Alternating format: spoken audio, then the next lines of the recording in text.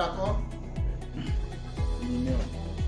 L'enfant peut aider à extraire les fèves de la cacao à la main. Est-ce que c'est vrai ou c'est faux? Oui. C'est vrai. Ok. Quatrième, le défrichage. Le défrichage à la machette ou objet tranchant n'est pas dangereux pour l'enfant. Vrai ou faux? Faux. C'est faux. Ok. Faux. Très bien. 5. La manipulation. On t'a donné. Après, ça vient en fil dedans. Oui, vas-y. La manipulation des produits agrochimiques peut causer des maladies respiratoires graves chez l'enfant. C'est vrai. C'est vrai.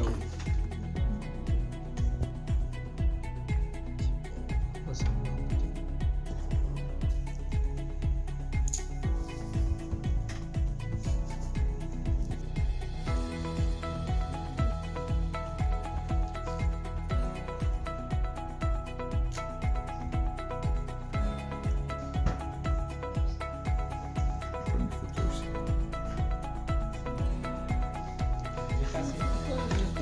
Et toi, il est résultats. C'est amer. Degré, là vous avez mon ami qui est là, qui s'appelle Bédou Sylvestre, c'est mon consultant. Donc il est là. Donc il est venu participer au cours de l'AFPA et nous. L'AFPA c'est la formation professionnelle. Hein. Vous êtes là une solution ingénieuse. Aujourd'hui on va faire un coup de cacao. Un coup de cacao, on va présenter le cacao dans sa géographie et puis dans son process. On va parler du droit des enfants, des droits que vous avez. Et ça, c'est très important. Vous avez les droits et les devoirs. Et on va parler de la thématique de la lutte contre le travail des enfants en Côte d'Ivoire. Les enfants, ce qui peut faire des implantations, ce qui ne peut pas faire d'implantation. Ce qu'on appelle le travail socialisant. Aujourd'hui, vous avez plusieurs pays producteurs de cacao.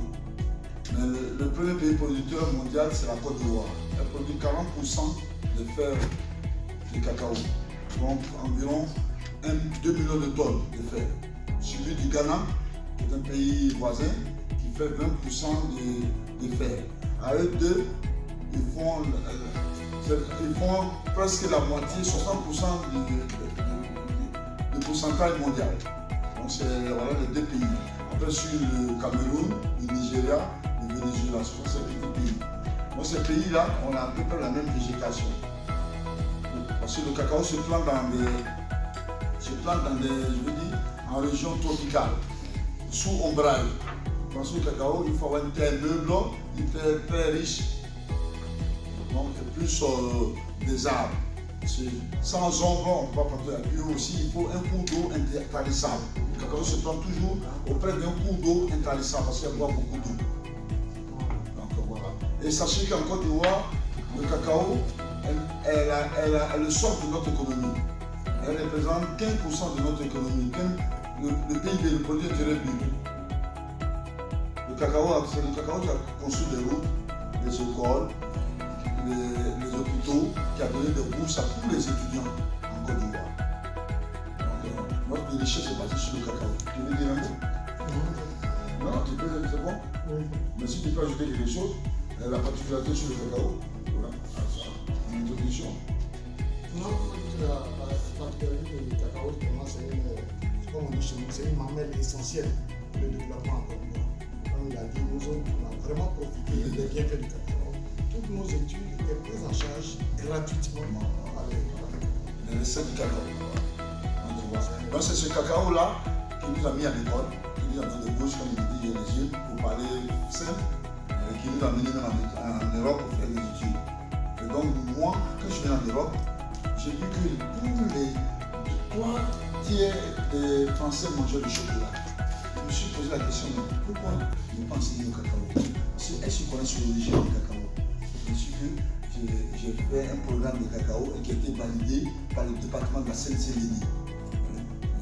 J'ai fait un programme sur le cacao et j'ai commencé à enseigner dans les écoles à Aubervilliers, à l'île Saint-Denis, à Épinay. Aujourd'hui, nous me retrouve à l'AFPA comme intervenant pour vous permettre. Donc ce cacao-là, vous devez le connaître. la plantation jusqu'à la tablette de chocolat. Ça c'est important. Et à travers le cacao, on va faire beaucoup de choses d'exercice. Donc je vais vous présenter un film qui vous retrace l'histoire du cacao.